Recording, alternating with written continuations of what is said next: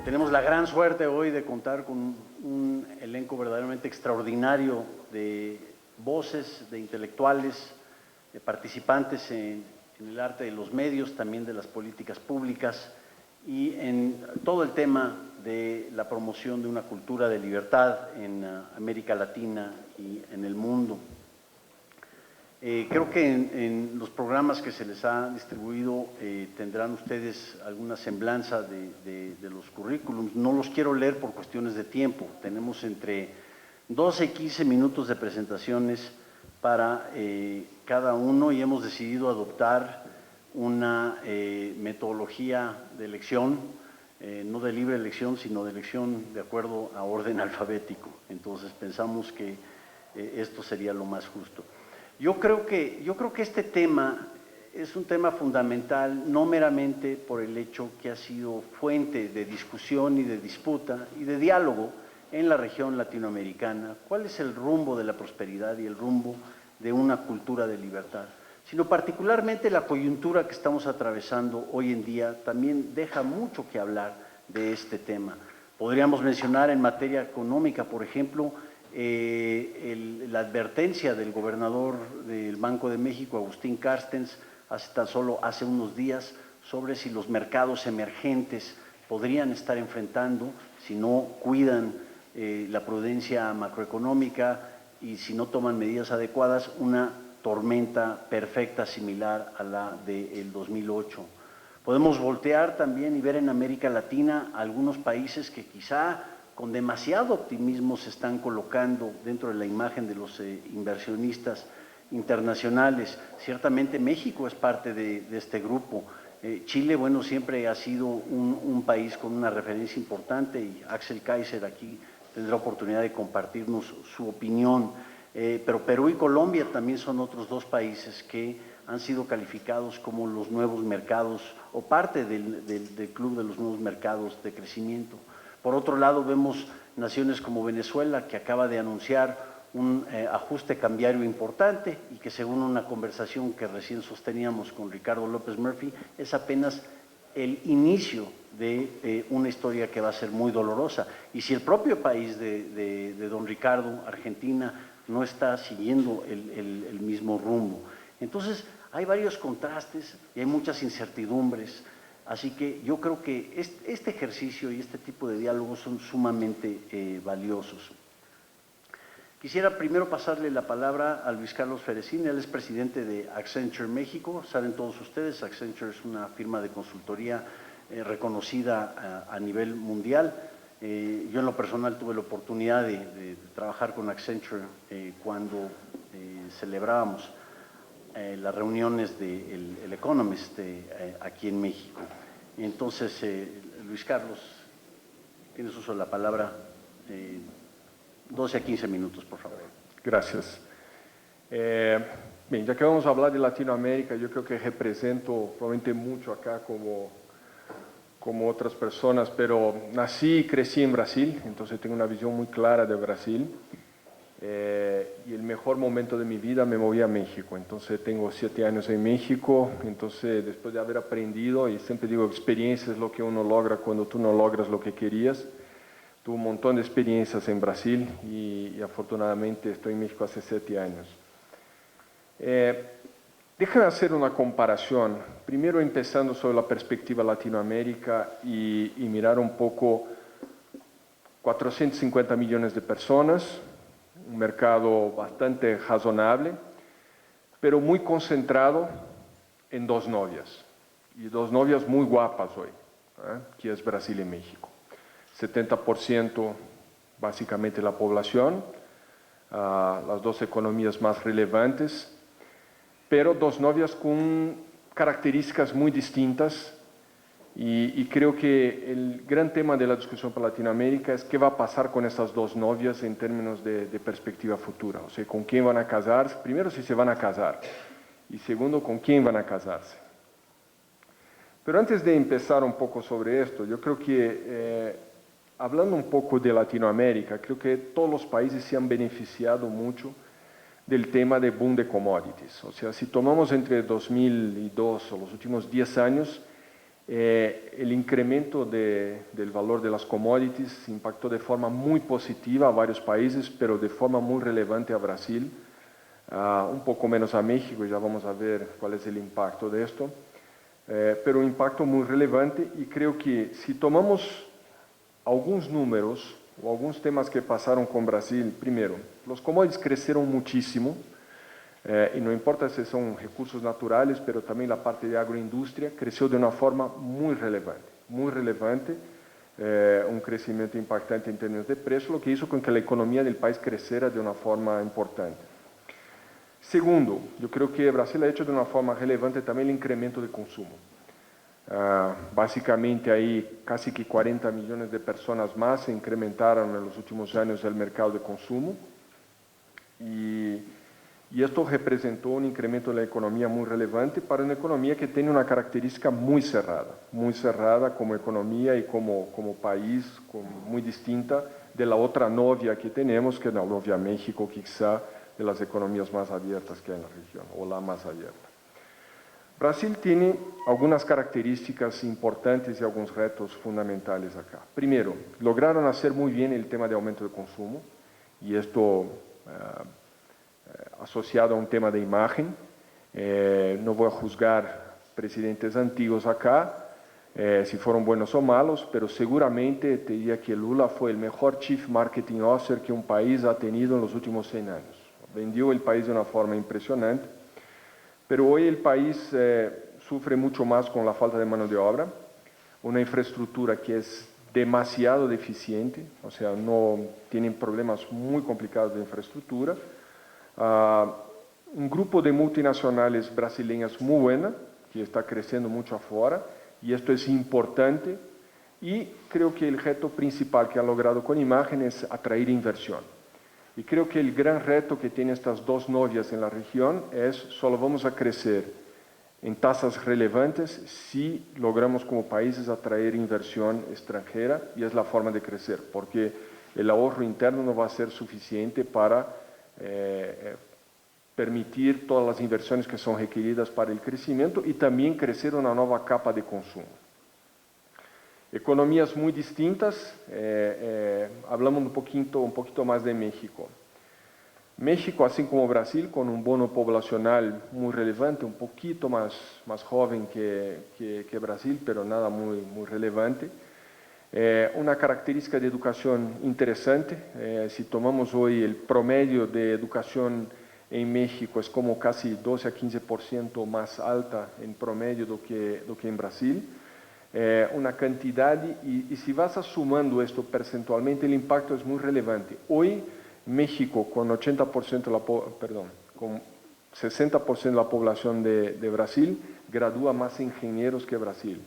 Si vas mirando esto a lo largo del tiempo, la perspectiva, el impacto que esto puede generar es muy relevante. Por otro lado, cuando miramos el índice de competitividad de México, y si tomamos el INCO como base, que es una base bastante razonable acá, por ser muy cuantitativa, el índice de competitividad de México no ha cambiado. Y podemos mirar los países del OECD, podemos mirar el índice del INCO. Yo creo que hay tres grandes grupos acá. Un grupo de los 10 primeros, básicamente con un grupo representativo de los nórdicos, más Estados Unidos, Francia. Un otro grupo que está en la cola, que son países que realmente no logran salir de ahí, y hay un grupo del medio. Y nosotros, como México, como Brasil y algunas otras economías de Latinoamérica, seguimos en el medio y no nos movemos. El índice de competitividad del INCO de los últimos 10 años, México está en la posición 32, y va a 33, baja a 31, sube a 34, no cambia de ahí. El mismo pasa con Brasil, y con una excepción que es Chile, que ha hecho su tarea muy bien. Yo creo que el reto fundamental acá es que no hemos hecho la tarea de casa bien. El otro tema importante es que, muy distinta de la economía de Brasil, y cuando hablamos mucho de China y hablamos de la novia, nosotros hoy tenemos un novio que es un novio muy posesivo, que está en el norte, y claramente cuando hablamos de coquetear con otras novias en el mundo, no es el mejor que quiere, y además tiene 80% de todo que exportamos. Brasil tiene una otra situación porque todavía no tiene un novio, o un novio que sea muy fuerte. O sea, mucho menos dependientes de una economía, o sea, tiene ahí una distribución mejor, pero un tema importante en relación a México. Si China va muy bien, a Brasil va bien, a nosotros si China va muy bien, sí nos impacta. ¿Por qué? Porque tenemos una relevancia muy importante de exportación y manufactura. Entonces, hay una diferencia muy relevante ya en nuestras dos novias en términos de con quién queremos seguir adelante. Solo para dar una idea, si tomamos hoy en perspectiva del total de la economía, de ese 9% de la economía de exportación de México está asociada a temas de manufactura, mientras Brasil es 12%. O sea, salir de 12 a 19 es un incremento de casi 50%. Es imposible hacer esto en un tiempo pequeño. El otro tema también importante es tomar el siguiente, mirar qué pasa con los dos países en términos de productividad, de generación de riqueza para el país, y vamos a excluir el petróleo. Entonces, para esta cuenta estoy excluyendo el petróleo de Brasil, estoy excluyendo el petróleo de México. ¿Qué pasa? La productividad que existe en México es mayor, significativamente más relevante que la productividad que existe en Brasil, aunque excluyendo el petróleo. Entonces, este es un tema importante porque somos ya un país competitivo en términos de manufactura. Entonces, somos una novia que es muy atraente, muy guapa cuando hablamos de manufactura. Tenemos un novio que es muy posesivo, que es el dueño de la gran parte de nuestra chequera. Y yo creo que la gran discusión acá, cuando hablamos de lo que pasa en Latinoamérica, es cómo estos bloques se van a mover.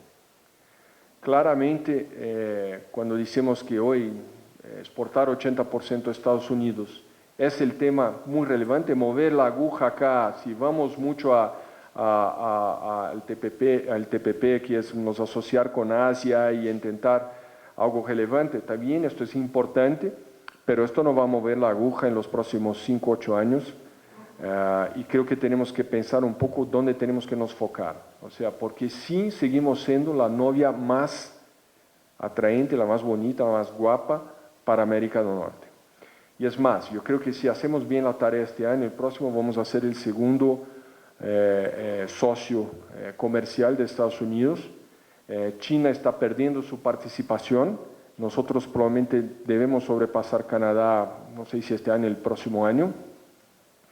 Y China perdiendo su relevancia un poquito, no tan relevante, pero pierde un poco la relevancia en relación a esto. Entonces, de forma general, yo creo que dos novias muy interesantes, dos novias muy guapas, pero con características muy distintas. Una ha hecho muy bien su trabajo en términos de imagen, ha generado una imagen muy positiva en el mundo, ha logrado con esta imagen atraer muchísima inversión, y con esto generó un gran número de empresas que se instalaron, logró que una capa relevante de la población, casi 40 millones de personas que eran miserables, pasaron a consumir, y esto con que la economía creciera mucho. Y una otra novia que ha hecho un muy buen trabajo en ser competitiva en manufactura, en estabilizar la economía, en generar credibilidad también, y que tiene que decidir si va a querer tener otro novio o si quiere seguir con el novio actual y no va a coquetear con nadie más y me voy a clavar en el mercado de Norteamérica. Aunque no estoy diciendo que signifique ignorar otros bloques comerciales, pero es lo que es más relevante hoy. Y por último, yo creo que el momento que tenemos, específicamente, siempre cuando hablas de economía, y no soy economista, hay economistas brillantes acá en la mesa, pero siempre la gente habla de tendencias, pero cuando hablas de mercado tomas una foto, y la foto que tomemos hoy, si tomamos, es que creo que hay un señal muy positivo con relación a México en términos de tendencia de imagen, y mientras Brasil está peleando un poco más con varios temas y varios desafíos, incluso muy asociados a la dependencia excesiva que tiene de los commodities. ¿Qué va a pasar con el precio de los commodities? No se sabe acá, pero el reto que tenemos con estas dos novias creo que es decidir qué queremos en nuestro futuro, con quién queremos nos casar. Primero, si queremos nos casar, con quién queremos nos casar y qué queremos, si decidimos hacer algo, que seamos exitosos. Entonces son dos economías muy distintas, pero no son complementarias para nada y sin competimos por recursos de inversión extranjera, sin competimos por relevancia en la región y sin competimos de una forma general para permitir que los inversionistas, las empresas puedan traer más dinero para acá, porque va a ser la única forma de hacer esta economía crecer, así como ha pasado con la economía de Brasil. Y creo que los otros países de Latinoamérica, de cierta forma también en dimensiones mucho menores, tienen una u otra características similares. Chile, una economía que quizás es el benchmark que tenemos en términos de reformas y de temas que han hecho muy bien, pero una economía con un tamaño mucho menos relevante. Estamos hablando que aproximadamente ahí 75% de la población de la región está entre los dos países, el GDP, las exportaciones y todo esto. Entonces, creo que las demás economías pueden se beneficiar mucho si tanto a Brasil cuanto a México siguen bien. Gracias. Pues Carlos, muchísimas gracias.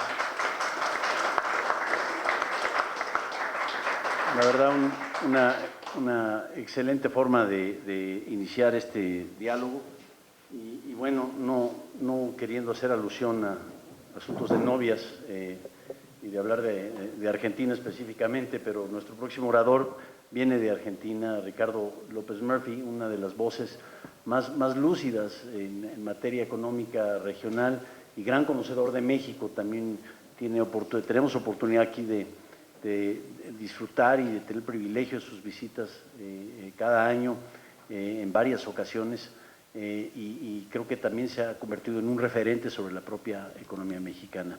Así que Ricardo, gracias por estar con nosotros. No, muchas gracias por la invitación. Yo no voy a tomar esa perspectiva erótica. Yo me voy a concentrar en un enfoque más histórico. Yo creo que Latinoamérica vivió una experiencia muy dura en la década de los 30, como vivió el mundo, y con la Segunda Guerra Mundial surgió en toda la cultura de la región y de ahí se derivaron políticas públicas que nos llevaron a una estrategia que tuvo tres grandes pilares, creo.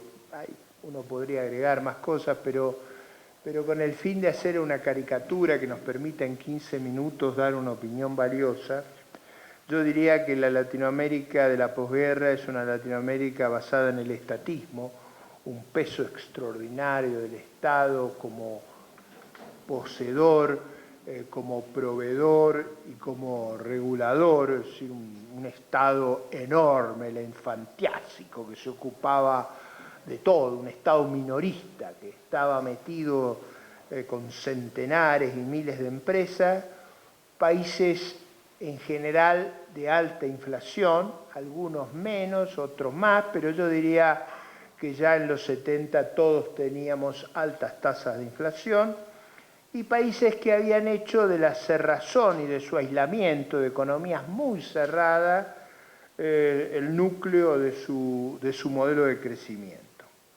Ese modelo entra en la década del 70 en una creciente inviabilidad. La inviabilidad se postergó gracias al endeudamiento. En los 70 nos endeudamos todos los países latinoamericanos de una manera extraordinaria y eso postergó la inviabilidad del modelo que habíamos seguido en la posguerra, un modelo que todavía genera en muchos una gran nostalgia, aparte de lo que hay en Venezuela, en Argentina, es una gran nostalgia de esos años del aislamiento, la inflación, el estatismo, que nos daban la sensación de que controlábamos nuestro destino. Eso de creernos dioses es una cosa que nos encanta a los latinoamericanos. Ese modelo global entró en una severísima crisis en la década de los 80, por eso se llamó a esa década la década perdida, donde tuvimos un retroceso del ingreso per cápita, un colapso de la inversión. Yo digo, no puedo citar Latinoamérica en general, pero creo que Argentina fue un caso notable, década perdida. En la década del 80 nuestro ingreso per cápita cayó 25%, la inversión per cápita cayó 70%. Es decir, lo que sabíamos era que mañana era peor. Digo porque mucha gente se pregunta por qué hubo las reformas que tuvo América Latina a fines de los 80 y durante los 90. Yo digo que las reformas ocurrieron no por cuestiones ideológicas, no por modas intelectuales, ocurrieron básicamente porque el modelo que teníamos había colapsado. Y ese colapso nos obligó a las reformas, algunas hechas de manera más elaborada e inteligente, otras hechas con mucha torpeza. Hubo sin duda luces y sombras en ese periodo, pero yo diría que hubo una consolidación, sobre todo desde mediados de los 90, que transformó ese modelo de crecimiento, y yo diría que las economías latinoamericanas dieron un giro, se volvieron más integradas al mundo, algunas con un esfuerzo de apertura extraordinaria, como fue el caso de Chile, de Perú, de México, de buena parte de Centroamérica, otras con una reticencia mayor a ello, como es el caso de Brasil y el propio caso de Argentina, pero yo diría un esfuerzo de apertura, un esfuerzo de estabilización macroeconómica y una retirada de ese estado adiposo, minorista, hacia una visión más estratégica del Estado, menos concentrada en la intervención detallista y más en una visión estructural. En esos periodos de crisis hubo sin duda países que lograron sostener su estrategia de reforma y otros pegaron una reversión muy grande. Yo diría que es claro que el grupo que se llama bolivariano hizo una gran reversión de reformas, volviendo en gran medida al modelo anterior, con énfasis sobre todo en Venezuela y Argentina, aunque obviamente Ecuador, Bolivia y Nicaragua han estado integrados a ese proceso. Ahora bien, como la década del 80 fue trágica por los errores cometidos, pero por circunstancias desfavorables, los últimos 10 años nosotros hemos tenido una extraordinaria fortuna. Y esa fortuna afectó a los que hicieron las cosas bien y a los que hicieron las cosas mal. Cuando ustedes tienen un viento de cola espectacular, miren, hasta si se olvidan de subir las velas, el barco va para adelante. Algunos que las subieron las aprovecharon bien y otros en el medio y han hecho todo tipo de zafarrancho, pero hay un nivel de circunstancias extraordinariamente favorables. Piensen, en Venezuela el precio del petróleo pasó de $8 a alrededor de 110. Si a ustedes se les multiplican los precios por 13 o 14, es como si yo les multiplico el salario a ustedes por 13 o 14 en términos reales. Si ustedes tienen dificultades después de eso, hay que mandarlos hay que hacer un tratamiento psiquiátrico. O sea, es decir, es difícil tener problemas cuando uno disfruta de circunstancias tan favorables. Piensen ustedes que esas circunstancias favorables no solo son en precios, sino en valor agregado, porque el valor agregado es una fracción de los precios. Entonces, los valores agregados crecieron mucho más que los precios. Así que si a uno le suben los recursos 20 veces, puede cometer muchos errores. Hay que tener una tenacidad para lograr hundir un barco de eso, extraordinario. Ahora, los países que tuvieron más éxito, y es claro que Chile es un caso emblemático, Chile está viviendo una circunstancia donde, sin ruborizarse, su presidente puede decir vamos a ser el primer país desarrollado de Latinoamérica. A veces nosotros nos animaríamos a decirlo, pero sin mucho fundamento. Decirlo sin ruborizarse es algo que parece perfectamente factible al ritmo de crecimiento que lo lleva. Y ahí tenemos países que han avanzado en la estabilidad macroeconómica, el caso de Perú, el caso de Chile, el caso de Colombia, el caso de México, que han avanzado mucho en la apertura y la integración. Hoy nosotros nos enteramos que la industria automovilística mexicana está arrasando el mundo.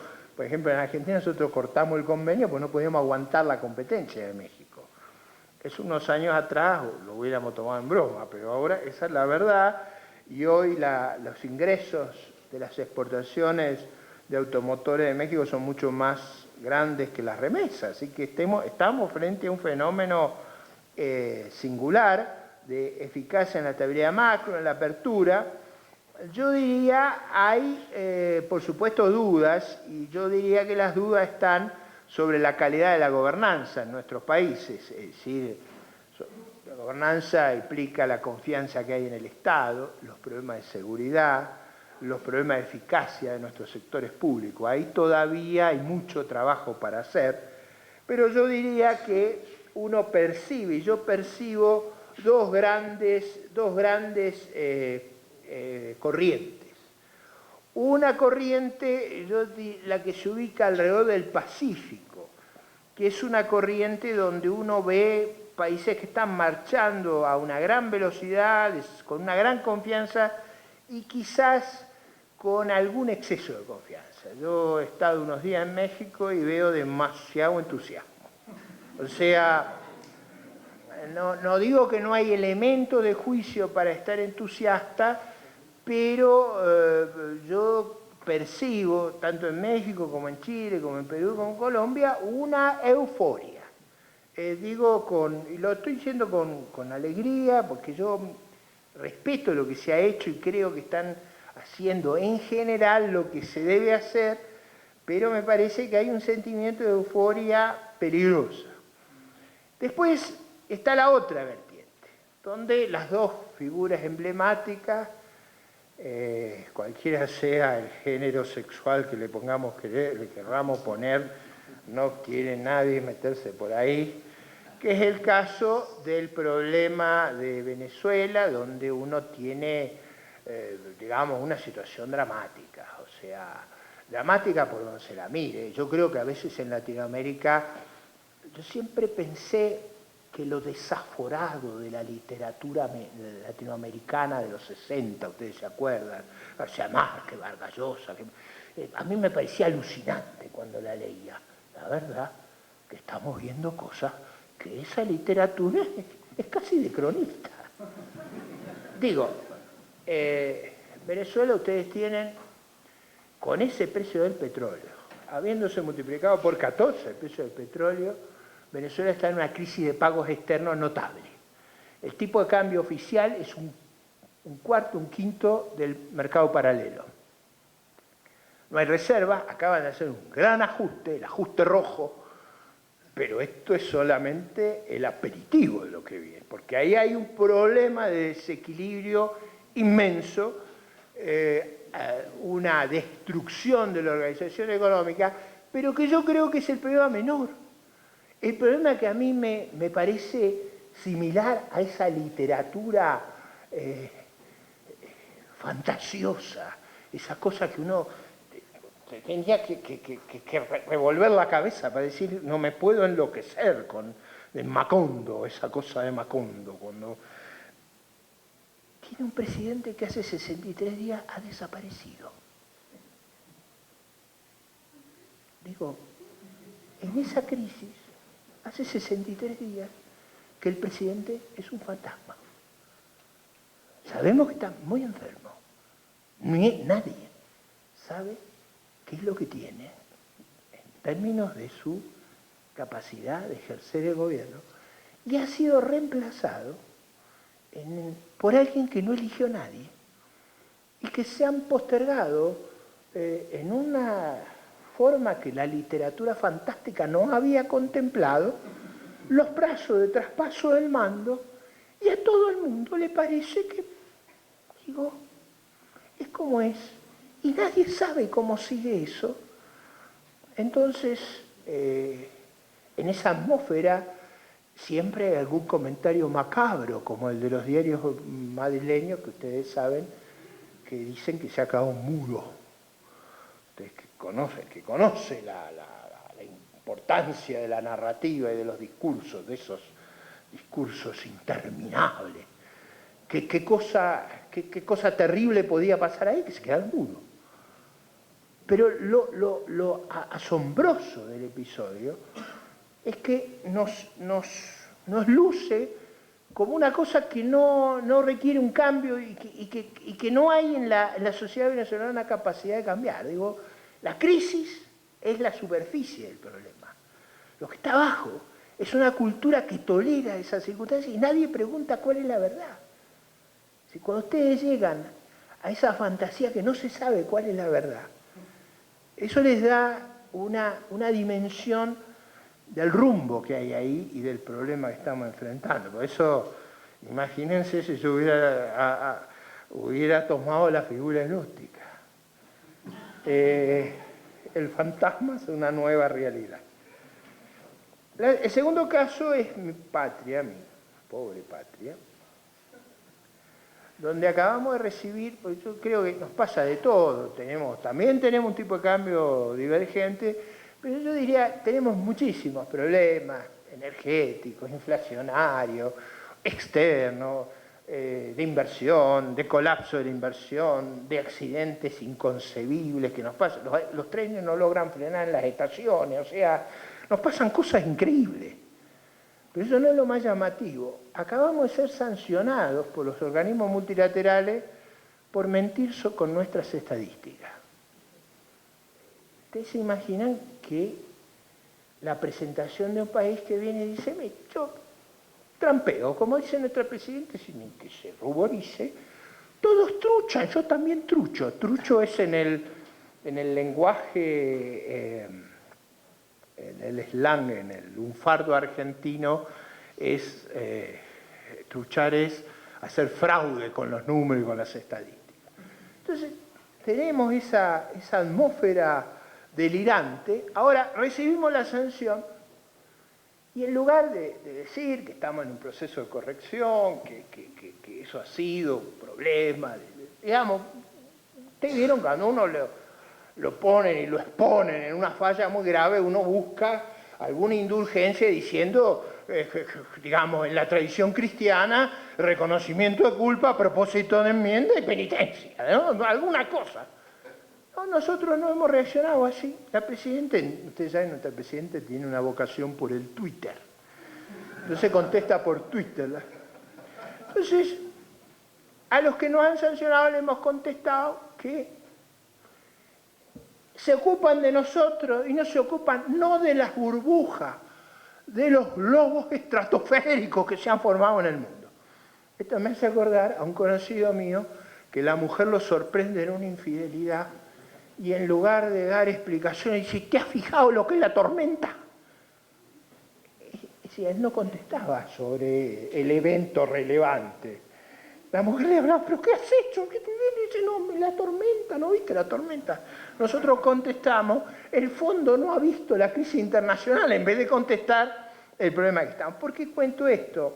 Porque a mí me parece que es muy importante para entender las expectativas exageradas, es que las expectativas exageradas reflejan no solo el progreso, sino de lo que se han librado. Y esto es muy importante.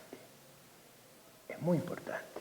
Un presidente latinoamericano que yo admiro mucho, Julio María Sanguinetti, decía, lo que se evita no se aprecia. Y en gran medida en México, de lo que ustedes se han librado a veces no lo valoran. En lo que se han librado es no vivir esas experiencias tan trágicas que nosotros estamos viviendo. Ahora, para cerrar mi exposición, yo diría, yo veo a esa Latinoamérica integrada al mundo, estabilizada, en un sendero de amplio crecimiento, creciendo a más 2,5 veces la tasa de los países desarrollados, o sea, un ritmo importante, con Perú y Chile creciendo a 7 Perú, 6 Chile, 4,5, 4 México y Colombia, pero los veo creciendo a una tasa importante, los veo consolidando con algunos problemas. Y déjenme decir el comentario de que es cierto que si uno se compara con esos casos de un presidente que no se sabe dónde está, o del que lo agarran mintiendo con la estadística y dice, ¿y la tormenta? Es decir, si uno se compara con eso, obviamente le va muy bien. Pero mi escepticismo que no es mi negativismo, no soy pesimista, sino trato de mirar esa Latinoamérica libre y próspera a la cual le deseo, la verdad, con lo más hondo de mi corazón, el mayor de los éxitos, porque es nuestra esperanza para corregirnos nosotros mismos. Yo diría que hay en marcha varias reformas, en México en particular, muy complejas. Y yo creo que en la expectativa de muchos actores está la idea que México va a hacer una reforma de una profundidad extraordinaria. Yo honestamente no lo creo. Yo tengo anotado 5 reformas que México debe emprender, algunas está emprendiendo, otras no las está abordando, pero las 5 que yo tengo en mi cabeza se las quiero narrar porque creo que hay un tema muy complejo entre las expectativas y lo que se puede y lo que están haciendo. La reforma estatal. Y acá yo veo 2 reformas estatales complejísimas en México. La reforma estatal del federalismo.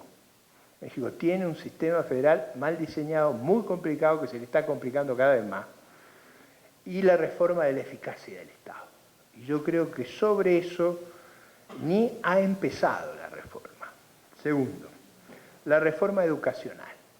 Es verdad que los indicadores de México están mejorando, pero son muy malos. Y el mundo es decir, si uno quiere ver el vaso mitad lleno, uno dice, ¿cómo mejoramos? Sobre todo en los indicadores de matemáticas. Sí, pero están en lo peor de la tabla.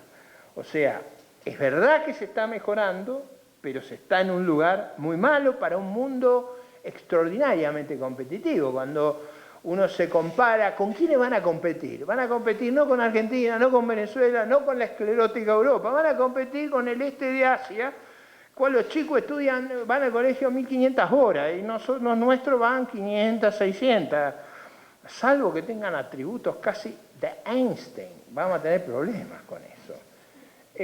La reforma energética. México está en aptitud de tener un cambio muy grande, pero el problema de la capacidad de la reforma energética, déjenme decir que yo tengo un gran escepticismo que puedan superar lo que son, en alguna medida, prejuicios históricos, que nacen de la historia nacional, pero son muy complejos de cambiar en todos los países. La reforma de comunicaciones. ¿Alguno de ustedes por ventura cree que va a haber un sistema totalmente competitivo en comunicaciones? Se necesita algo como eso para producir el salto de crecimiento que necesita México. Y por último, la reforma laboral. Yo en todo esto veo un mundo favorable, les deseo la mejor de las suertes, me gustaría que estuviéramos un poquitito más humildes en la euforia que observo. Así que tomen mis comentarios como el mensaje sano de alguien que los quiere mucho, pero que está preocupado con un optimismo exagerado que puede dar una frustración, al lugar una frustración injustificada. Muchas gracias.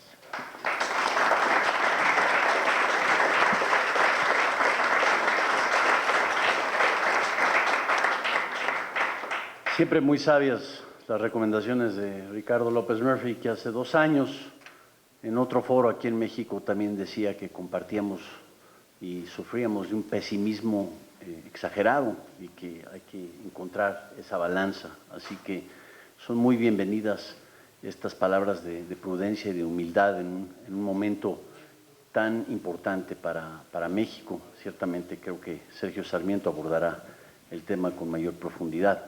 Pero un referente crucial en los últimos años y en estas discusiones, por supuesto, ha sido el caso de Chile.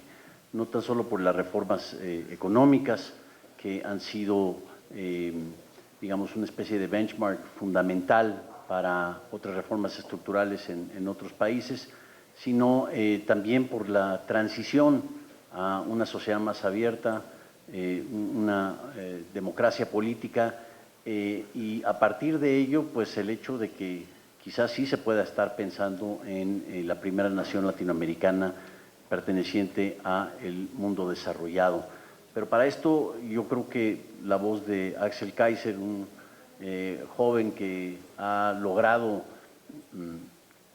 grandes expectativas entre el mundo de los intelectuales públicos recientemente, también director de una nueva fundación, una extraordinaria fundación, la Fundación para el Progreso en Chile.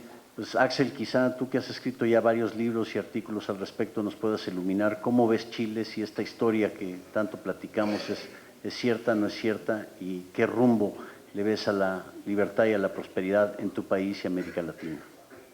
Muchas gracias, Roberto.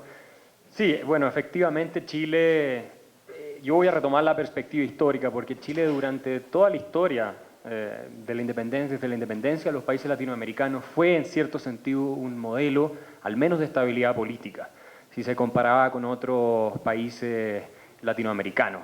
No tuvimos mucho los caudillismos, los golpes de Estado seguidos, tuvimos una historia republicana que incluso era admirable desde el punto de vista comparativo con Europa, desde la estabilidad que había logrado Chile como república.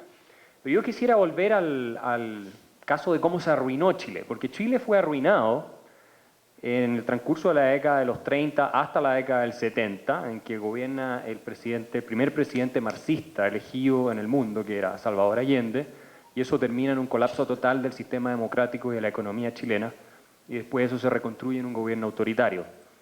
Y a mí lo que me importa rescatar de la perspectiva histórica, y creo que esto debe ser relevante para todo hoy en América Latina, es cómo fue arruinado Chile, y creo que eso es por las mismas razones por las cuales han sido arruinados muchos países y por las cuales está siendo arruinado Estados Unidos hoy día, por ejemplo. Y esto tiene que ver con un tema que normalmente es muy descuidado y muy despreciado, y es el rol que tienen las ideas, el rol que tienen los intelectuales en la sociedad, las ideas que se transmiten en los medios de prensa, en las universidades, en los colegios, en la iglesia, lo que dicen los sacerdotes, lo que dicen, en fin, quienes forman la opinión de las personas. En Chile y en América Latina, pero Chile es un buen ejemplo, pasó lo siguiente: nosotros íbamos en un proceso de convergencia con los ingresos de los países desarrollados desde mediados del siglo XIX hasta principios del siglo XX. Teníamos una economía, no diría absolutamente liberal, pero muy liberal, en que había sido definida por un asesor económico que fue contratado en Francia, un gran economista que se llamaba Jean-Gustave Courcelles-Senuil, alumno de Say, el famoso economista liberal francés, y él de alguna manera diseña la política económica en Chile con una influencia enorme, y él en definitiva logra generar muchos discípulos, y esto va derivando en un crecimiento económico muy acelerado, con las ideas de libertad económica. ¿Qué ocurre? A principios del siglo XX empieza el socialismo, empieza a entrar el fascismo, empiezan a entrar el keynesianismo, en fin, todas estas ideas, y el clima de opinión empieza a cambiar. Y cuando llega la Gran Depresión de la que hablaba Ricardo, Chile fue el país más afectado del planeta en términos de exportaciones. No hubo ningún país que tuviera un impacto más devastador que Chile. Y nosotros, en ese momento, igual que el resto de América Latina, pero tal vez con mayor agresividad, cerramos el sistema. Nos tornamos proteccionistas, tuvimos la mala suerte, esto no es nada contra los argentinos, Ricardo, pero que un economista argentino muy famoso, Raúl Prebisch, se fue a instalar a Santiago a dirigir la CEPAL y a promover la política de desarrollo hacia adentro, la teoría del estructuralismo, todas esas cosas de que los latinoamericanos nos iba mal porque los ricos del norte nos explotaban, entonces a ellos les iba bien porque a nosotros no nos iba mal, y todas esas cosas que en definitiva la economía, la ciencia económica demostró que fueron absolutamente falsas y que no tenían nada que ver con la realidad. ¿Y qué ocurre? Que el sistema se va deteriorando, las banderas que se enarbolan en la época, obviamente hay Guerra Fría, por lo tanto la polarización es mucho más exagerada, las de la justicia social y la igualdad. Son fundamentalmente dos que la clase política chilena compró absolutamente. No había resistencia a la idea de que el Estado tenía que intervenir, o una resistencia muy baja, a la idea de que el Estado tenía que intervenir para resolver todos los problemas de las personas. Entonces había que redistribuir. La Alianza para el Progreso de Kennedy, este programa para contener el comunismo, al final terminó favoreciéndolo, el avance de las ideas más extremas. Y en definitiva esto va generando se va atrofiando el aparato productivo en Chile, la economía se va deteriorando cada vez más, tenemos hiperinflación, los intentos por resolverlo fracasan, hasta que el sistema llega a una evolución que es natural, en que el Estado crece y crece, llega un presidente marxista al poder, Y él sigue el mismo camino anterior, porque la idea era que el Estado tenía que resolver el problema. Entonces, si había un problema, era porque no había suficiente intervención del Estado. O sea, había que invocar más intervención del Estado. ¿Qué ocurre? Que finalmente esto termina generando el colapso total del sistema con una inflación de un 1000% que teníamos el año 73, en fin, y un déficit que era mayor al... o sea, Grecia es hoy día un paraíso en términos económicos comparado con lo que era Chile. Y en el índice de libertad económica, Chile era el último país del mundo, en el índice de libertad económica. Entonces, ¿qué ocurre? Después vienen las reformas liberales, que efectivamente fueron un benchmark no solamente para América Latina, sino para muchos países del mundo. A muchos les atribuyen haber inspirado también las reformas de Margaret Thatcher en Inglaterra y Ronald Reagan en Estados Unidos. Y en definitiva esto permite que el país salga adelante nuevamente.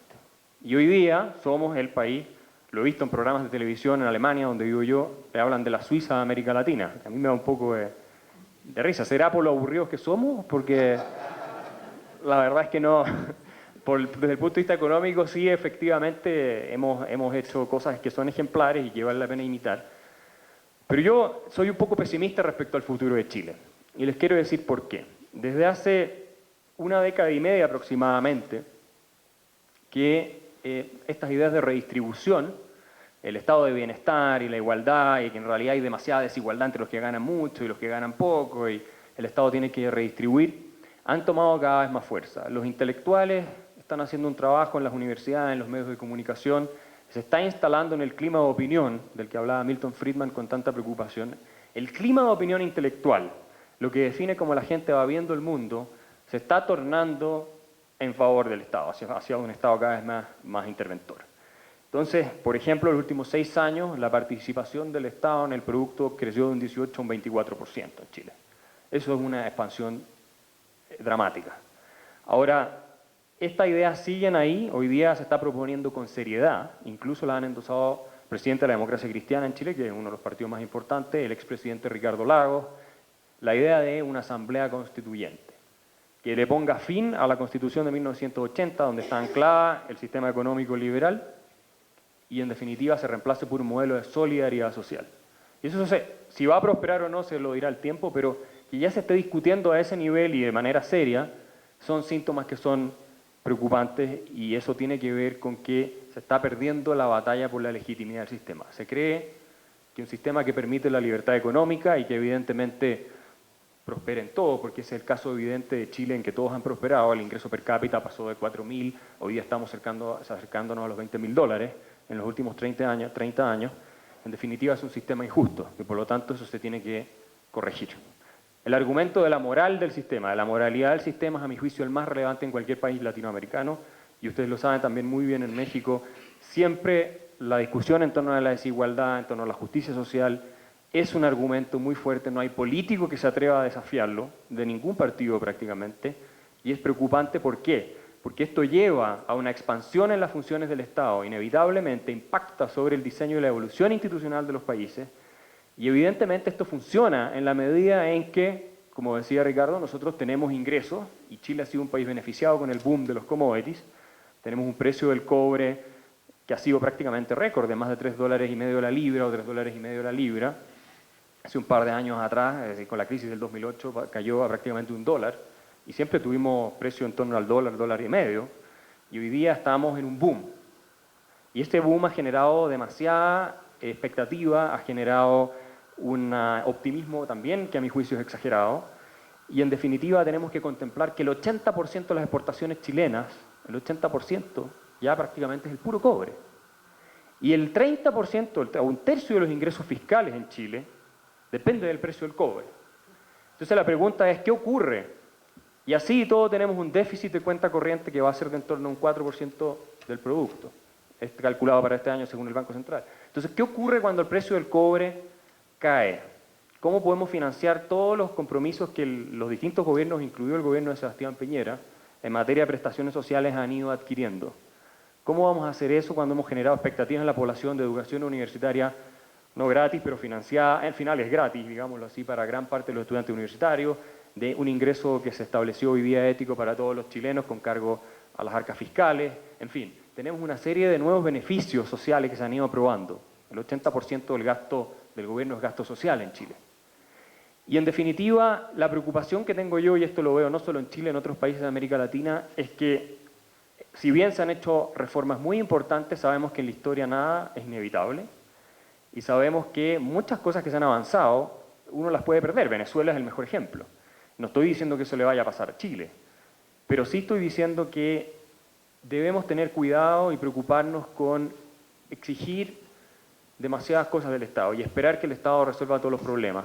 El Estado no está ahí para resolverle los problemas a las personas desde un punto de vista, si ustedes quieren, práctico, de la filosofía más liberal. El Estado está para proveer las condiciones para que las personas, actuando con libertad, puedan resolver de la mejor manera posible sus propios problemas. Porque nadie sabe mejor qué es lo que es mejor para ustedes que ustedes. No lo saben los políticos, que tampoco actúan en el interés de ustedes, sino en el interés propio. Y obviamente no hay una forma más eficiente de resolver estos problemas que con la libertad. Esa es la nota de cautela que yo pondría, y para ir terminando con la intervención, yo diría una cosa extra. Yo soy muy pesimista respecto a lo que va a pasar con la economía mundial. Yo creo que nos estamos encaminando hacia una nueva crisis que va a ser peor que la del año 2008. No sé cuándo se va a detonar, pero estimo que no debiera demorar muchos años más, tal vez en los próximos 4 años, y no soy el único que lo piensa, en que probablemente las burbujas que han ido creando los bancos centrales alrededor del mundo, la burbuja de los bonos del Tesoro en Estados Unidos, en fin, el problema que tenemos en Europa, incluso China, hay algunos analistas que afirman que va a tener un aterrizaje duro, esto se va a configurar, va a confabular para generar un problema mayor. Y ahí en América Latina, si esto llega a ocurrir, no es una certeza, pero es muy probable, si esto llega a ocurrir, vamos a tener desafíos enormes desde el punto de vista de cómo restaurar la competitividad y cómo seguir adelante si los precios de los commodities, que son nuestro principal ingreso, se nos desploman. Así es que con eso termino. Muchas gracias. Gracias.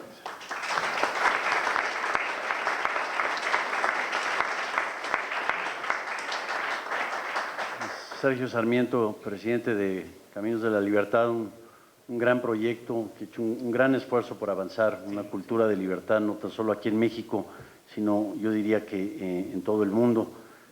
Sergio es gran conocedor y comentarista de todos estos temas y bueno, tenemos 3 presentaciones que ya dieron para muchísimo que comentar y que platicar, así que no te voy a pedir, Sergio, que te limites solo a México, sino dentro del balance, las novias y el pesimismo del futuro. ¿Qué piensas tú? Bueno, gracias Roberto, gracias por estar aquí, gracias por preocuparse por el futuro de una América Latina que puede ser libre, que puede ser próspera. Voy a empezar por México porque me habían pedido empezar por México y me parece que es interesante, sobre todo si la mayoría de los que estamos aquí somos mexicanos, aunque pues todo el mundo ha estado tratando ya el tema de México y me parece bien. En parte quizás se deba a que México está de moda. Acabo de regresar del Foro Económico Mundial de Davos y les puedo decir con absoluta certeza que México efectivamente está de moda. Si vemos las publicaciones internacionales, nos vamos a dar cuenta de exactamente lo mismo. En noviembre del año pasado, The Economist tuvo un artículo de portada sobre México con un sombrero convertido en platillo volador, The Rise of Mexico, el alza de México. Hace unos días, un artículo de primera plana en el Financial Times nos hablaba del Aztec Tiger, el tigre azteca. No estamos acostumbrados, de hecho, a que nos den ese tipo de atención. Y coincido con algunas de las voces que se han escuchado aquí, con Ricardo en particular, de que hay que tener cuidado. Aunque, al contrario de lo que dice Ricardo, yo usualmente encuentro que si le pregunto a los extranjeros y a los inversionistas aquí en México, pero particularmente a los extranjeros, son sumamente optimistas al respecto de México, pero si le pregunto a los mexicanos, la actitud cambia completamente y es una actitud bastante más pesimista. La verdad es que México debía haber sido un país de moda desde hace mucho tiempo. Estamos hablando de un país de 2 millones de kilómetros cuadrados, con una diversidad de climas, de geografía realmente espectacular. Hay muchos países que producen azúcar, caña de azúcar, hay muchos países que producen manzana, hay muchos países que producen tomate, hay muchos países que producen melón, pero ¿qué país puede producir estos 4 productos dentro de los confines de un mismo territorio nacional? ¿Qué país puede producir caoba y al mismo tiempo pino para la construcción, como hacemos nosotros en Chihuahua y en Chiapas o en la zona sur de nuestro país? La verdad es que tenemos una enorme diversidad de climas, desde un Tabasco turbulento, como lo llamó Carlos Pellicer, hasta un desierto de Sonora, pues que en algunas partes es quizás uno de los desiertos más secos del mundo. O sea, realmente la diversidad es enorme, esto nos permite pues, producir casi todo lo que queramos, tenemos una enorme riqueza mineral, lo que ustedes me quieran preguntar, casi todos los minerales están disponibles en México, cobre por supuesto, oro, plata, uranio, realmente producimos aquí virtualmente de todo. Tenemos 11,000 kilómetros de costas, pero además son costas magníficas. Tenemos algunas de las mejores playas del mundo. Esto nos hace competitivos en la industria turística, una de las más importantes en los últimos años en el mundo. Y contamos con 3,200 kilómetros de frontera con el mayor mercado del mundo. Había tiempos en que se decía, pobre de México, tan lejos de Dios, tan cerca de Estados Unidos. Yo me inclino más a lo que dicen los israelíes, pobre de Israel, tan cerca de Dios, tan lejos de Estados Unidos, para que se den ustedes cuenta de que a veces no nos percatamos de la ventaja que significa esto para nuestro país. ¿Cómo nos ha ido? Pues realmente en los últimos años nos ha ido bastante mal. En los últimos 12 años hemos tenido una tasa de crecimiento promedio de 2.2% al año, con una tasa de crecimiento demográfico de 1.9% al año. Esto quiere decir que el crecimiento real de nuestro país per cápita es de aproximadamente 0.3% al año. Buenas razones para estar insatisfechos con lo que tenemos. Y ahora pues nos estamos poniendo de moda, hemos sobrevivido a una crisis mayúscula de la economía nacional, una contracción de 6,5% en el 2009, se dice fácil, pero es realmente la peor contracción que hemos tenido desde los años 30, es superior a las que tuvimos en los años 80, superior a la de 1995 también. Lo sorprendente no es que nos hayamos contraído tanto, sino que en realidad la economía mexicana tuvo un rebote, y un rebote pues que hasta este momento perdura, 5,5% de crecimiento en el 2010, a 4.2% en el 2011, y según las últimas cifras disponibles, todavía no son las definitivas, pero 4% en el 2012. Es un rebote que no está mal, y quizás es tanta la expectativa que genera México y tanta la decepción que hemos tenido en los últimos 20 años, que el que podamos estar creciendo al 4% pues genera festejos y genera pues la construcción de la estela de luz y todo ese tipo de celebraciones que hemos tenido. En realidad no parecemos estar tan mal, estamos creciendo 4%, la inflación la hemos bajado al 3.57% el año pasado, no mensual, sino anual. Esto es realmente sorprendente. Nadie nos está acusando de estar truchando las cifras. Eso también tiene ciertas ventajas. De hecho, hay quien dice que tenemos al funcionario financiero de mayor peso específico en el mundo. Yo les creo. Cuando nos ponemos a hablar con inversionistas o con analistas financieros, encontramos cosas que a veces no vemos los propios mexicanos. Sí nos quejamos de nuestra infraestructura, pero realmente nuestra infraestructura es mejor que la de muchos países de América Latina. Nuestras carreteras, tenemos aeropuertos más o menos distribuidos por todos lados, no estamos tan mal. No solamente graduamos más ingenieros al año que Brasil, estamos graduando más ingenieros al año que China. Si consideramos la población de los dos países, esto es sorprendente. Quizás no tenemos a los ingenieros de mejor calidad del mundo, eso es cierto, pero el hecho de que se está haciendo un esfuerzo por mejorar una educación que, como plantea Ricardo López Murphy, ha estado coja a lo largo de toda la historia, ya es una señal bastante importante. Si tenemos tanto tantos recursos y tenemos tantas cosas positivas, ¿por qué no hemos crecido más? Y a veces es una simple cuestión de números, simple y sencillamente ahorramos poco, y hay muchas razones por las que no ahorramos, desde que no tenemos una bancarización suficiente en la economía, hasta que hemos tenido políticas que, por ejemplo, mantienen tasas de interés bajas y además se les cobra impuesto a la renta, al ahorro. Le hemos enseñado a la gente que no vale la pena ahorrar, o que la mejor manera de ahorrar es comprar dólares y mantenerlos debajo del colchón, pero el hecho está en que tenemos una tasa de ahorro relativamente pequeña y por lo tanto tenemos poca inversión. A veces no nos damos cuenta de que la inversión que nos va a sacar adelante es inversión nacional. Estamos teniendo una inversión extranjera de quizás 15,000 millones de dólares al año, pero amigos, si queremos crecer al 5% al año, 5,5% al año, pues necesitamos invertir a un 25% del Producto Interno Bruto. Esto nos lleva a tener una inversión productiva, esa es una cosa importante, de por lo menos 250,000 millones de dólares al año. Y esta no puede venir de las empresas internacionales, tiene que venir de nosotros, tiene que venir de los mexicanos. Y en estos momentos, claro, tenemos muchas historias en los periódicos. Mazda está invirtiendo aquí, Nissan está ampliando su planta de Aguascalientes, Volkswagen está abriendo una planta en Guanajuato, no en Cuernavaca, por supuesto, porque el sindicato ahí parece empeñado en destruir la generación de riqueza. Tenemos una gran producción de automóviles en Sonora, tenemos en el corredor de Silao, en Guanajuato, tenemos quizás uno de los corredores de producción de vehículos de motor más impresionantes del mundo.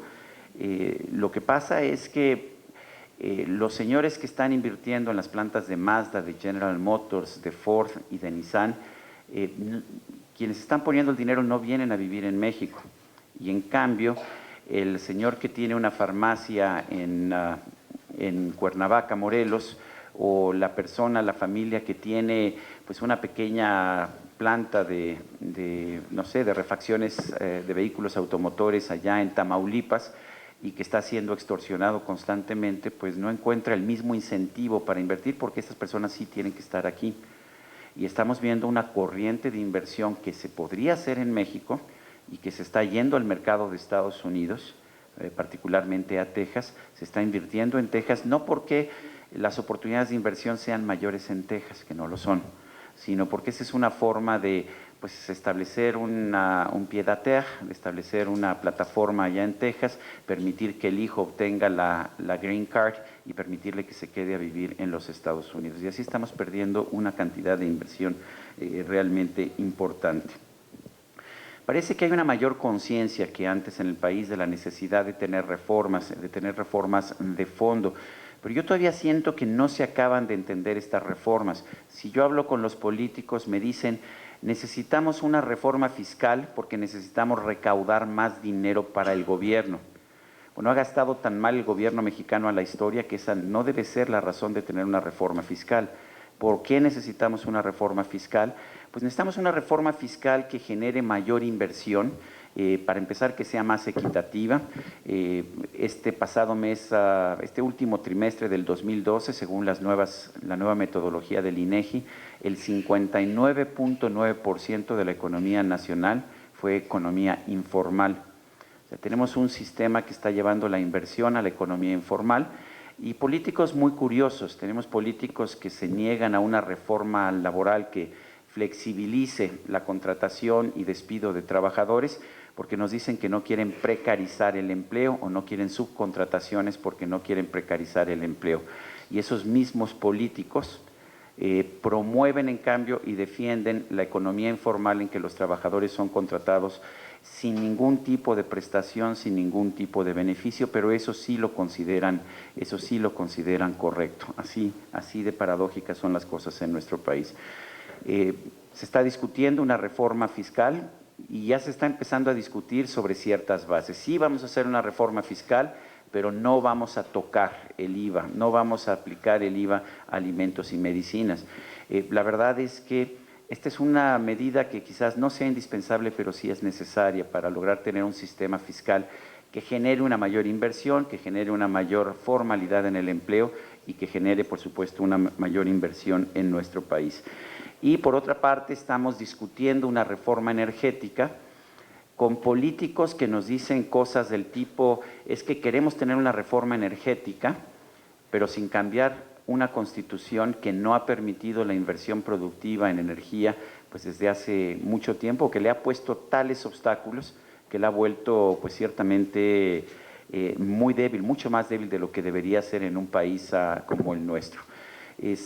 No deja de ser curioso que teniendo, por ejemplo, enormes necesidades de tener oleoductos y gasoductos en el país, prohibimos la inversión en oleoductos y gasoductos, la inversión privada. Pemex no la puede hacer porque pues ese es un negocio relativamente poco rentable, y entonces terminamos utilizando pipas privadas, esto es camiones de transporte privados. Esos sí son privados, pero los dueños son los líderes sindicales y por lo tanto pues nadie se puede meter con eso. Tenemos una prohibición constitucional a la extracción de gas por inversión privada, y bueno, resulta que en un momento en que están cambiando las reglas del juego energético internacional, en que la producción de gas de esquisto y de petróleo de esquisto y de bituminosa en los Estados Unidos ha hecho en primer lugar, y esto no lo han visto nuestros políticos, que la importación de petróleo crudo por Estados Unidos ha caído en los últimos 5 años de 12 millones de barriles diarios a 6 millones de barriles diarios, y que ha hecho que caiga el precio del gas natural en Norteamérica a $3 por BTU, cuando en Europa Oriental se está vendiendo a $16 por BTU. De manera que pues estamos viendo un cambio y nosotros nos estamos quedando completamente atrás de este cambio. ¿México puede salir adelante? Sí. ¿Hay razones para que México esté de moda? Sí hay razones para que México esté de moda, pero sí se requieren reformas muy de fondo, reformas que realmente nos hagan más productivos. En este momento la discusión que yo estoy viendo, la discusión política, es en el sentido de si vamos a hacer reformas siempre y cuando no hagamos las reformas. La propuesta de reforma que está surgiendo del movimiento progresista, o particularmente de Morena, el Movimiento de Regeneración Nacional de Andrés Manuel López Obrador, es alucinante.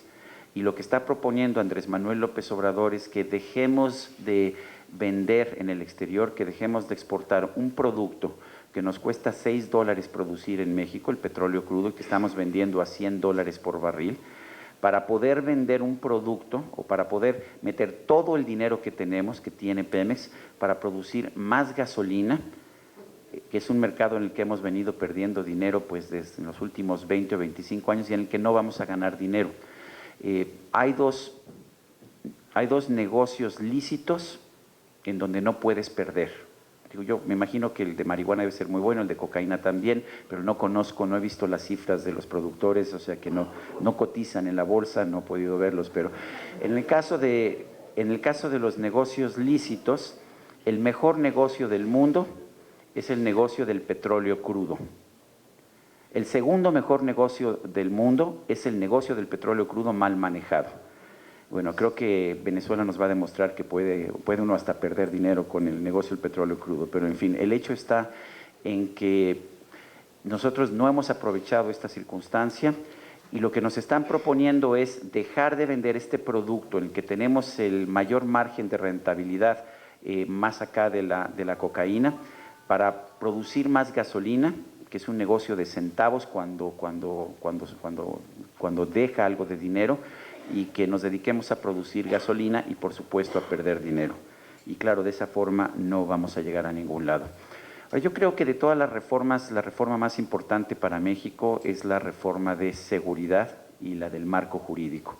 O sea, realmente hemos vivido una pesadilla en los últimos años, y esta pesadilla está afectando la economía y va a seguir afectando la economía. No vamos a poder crecer mucho más si no logramos resolver el problema de inseguridad en nuestro país. Y por supuesto, necesitamos también resolver el marco jurídico, porque de nada nos sirve venir aquí a invertir en un país si no tenemos la certeza de que en caso de que tengamos una disputa sobre un contrato, el tribunal que va a ventilar el asunto es un tribunal realmente honesto que puede tomar que va a tomar una decisión de conformidad con ciertas reglas escritas, con la ley, y no va a tomar la decisión dependiendo de cuál de las partes le ofrezca una mejor contraprestación al juez.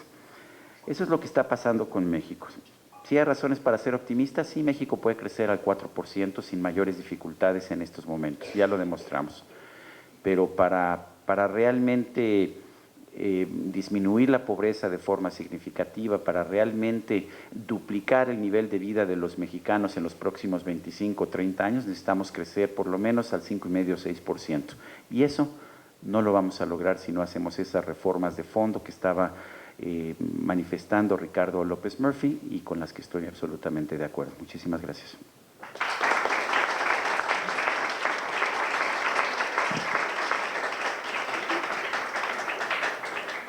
Bueno, ahora les voy a confesar yo, antes de pasarle la palabra a Ian Vázquez, que esto es una absoluta tortura ser moderador, porque, bueno, tengo aquí ya una conferencia de 45 minutos escrita para compartir, tendrá que ser para otra ocasión.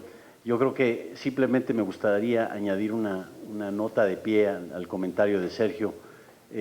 Mencionó el marco jurídico, creo yo también habría que poner gran énfasis, y los políticos lo ignoran cabalmente, en todo el tema regulatorio y cómo las regulaciones, sobre todo a nivel local y a nivel estatal en México, no tan solo inhiben, sino desentusiasman a inversionistas que llegan entusiasmados a querer capturar una tasa de retorno interesante hasta que se topan con los costos de entendimiento, con las mochilas, con los sobornos, con negociar el precio de la licencia de construcción, con, vaya, toda esta gran montaña de tramitología que a veces subestimamos el enorme daño que nos hace. Bueno, ese es mi comentario. Hace 21 años tuve oportunidad y el privilegio de colaborar con Ian Vázquez en un evento muy similar al título de este evento, Libertad en las Américas más allá del libre comercio. Yo creo que es relevante y ciertamente simbólico que esté Ian con nosotros nuevamente. Él dirige un centro importantísimo, el Centro para la Libertad y Prosperidad en el Cato Institute, y ha sido un gran observador de América Latina, un gran amigo de México, así que qué mejor para concluir este panel que Ian Vázquez. Gracias, Roberto. Seré breve. La crisis financiera de Estados Unidos pegó a Latinoamérica y especialmente fuerte a México. Yo creo que cuando termine esta película va a pegar o puede pegar fuerte otra vez a Latinoamérica. Después de que explotó esa crisis, existía la posibilidad de que países alrededor del mundo iban a cerrarse, a volverse proteccionistas, pero no ocurrió eso en general. Yo creo que no ocurrió porque sí se aprendieron las lecciones de la Gran Depresión, en que esa reacción fue desastrosa, porque hay tratados internacionales alrededor del mundo que no dieron esa posibilidad, y las cadenas de producción hoy día hace que una compañía que produce algo está produciendo ese producto en muchos países, por lo tanto no conviene el proteccionismo y por lo tanto no hay esa presión política, es más, hay presión para mantener un sistema liberal abierto. Esas consideraciones eran importantes para México. Como dijo Sergio, México sufrió de una contracción económica de más de 6% y aún así mantuvo su economía abierta y ahora está creciendo pues a 4%, está de moda, como dice Sergio, está creciendo más que Estados Unidos, probablemente más de lo doble de Brasil, y es que los países latinoamericanos están creciendo a niveles más altos, mucho más, que Estados Unidos. Y por supuesto, todos los gobiernos en la región se están felicitando por la gran labor que están haciendo, pero se debe en gran parte a los precios altos de los commodities, como se ha comentado un par de veces acá, que a su vez es influenciado por las políticas monetarias de Estados Unidos.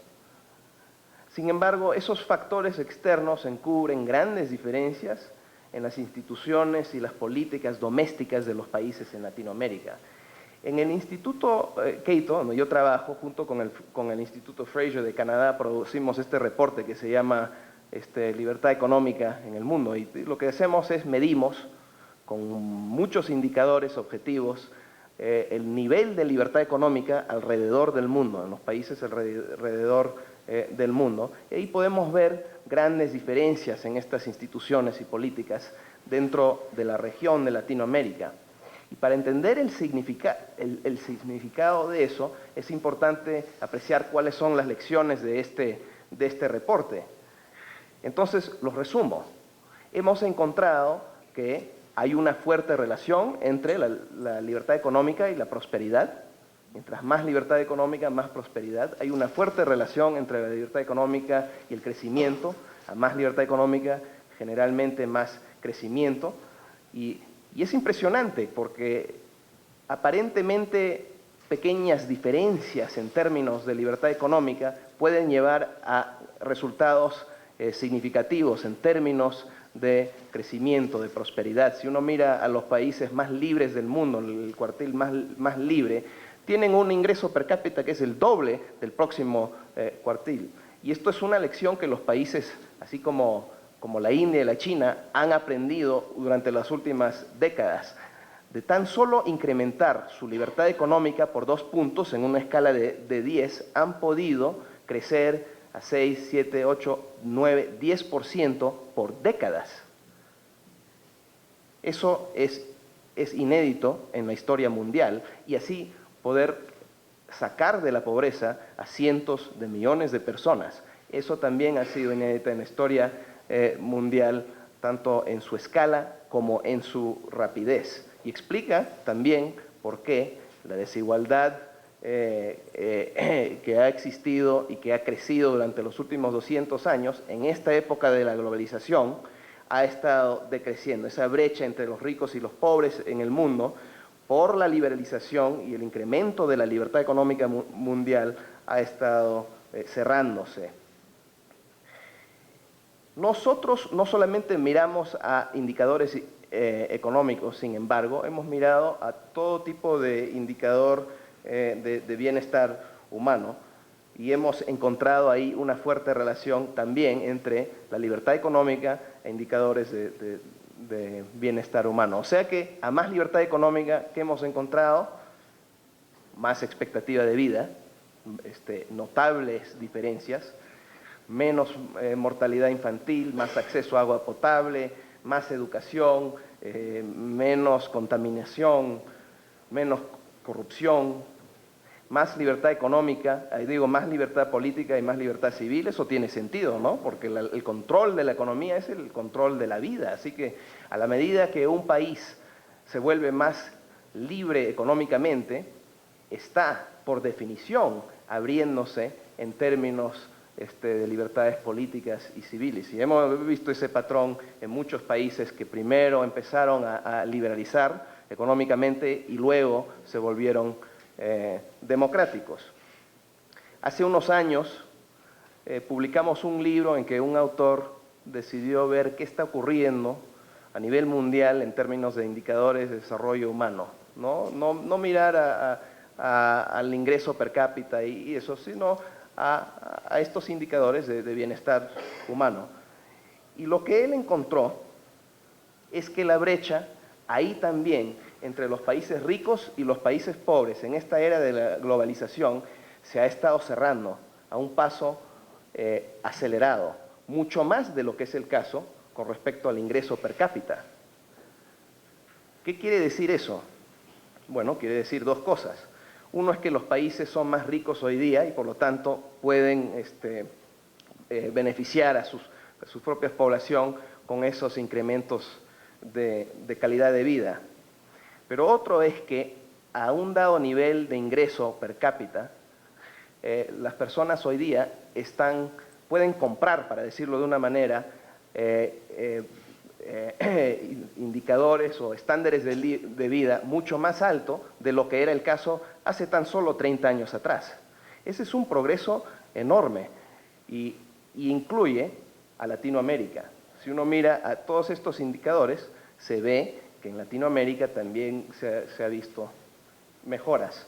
La pobreza en el año 1990 estuvo a más de 40% en Latinoamérica y ahora está a menos de 28% por ahí.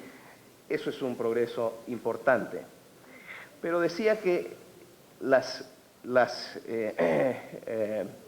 instituciones y las políticas domésticas de los países en Latinoamérica varían bastante. Y eso se puede ver también con este estudio que hemos sacado. Si uno mira un mapa de libertad económica, puede ver que los países alrededor, que están por encima del Pacífico, con algunas excepciones, son básicamente esos países que han optado por un modelo democrático con economías más abiertas y que tienen tratados de libre comercio en su mayoría con Estados Unidos, versus esos países que llamamos populistas o alguna mezcla de algunas variantes, como es el caso de Venezuela o de Bolivia, cada vez más Argentina, y vemos esa variación.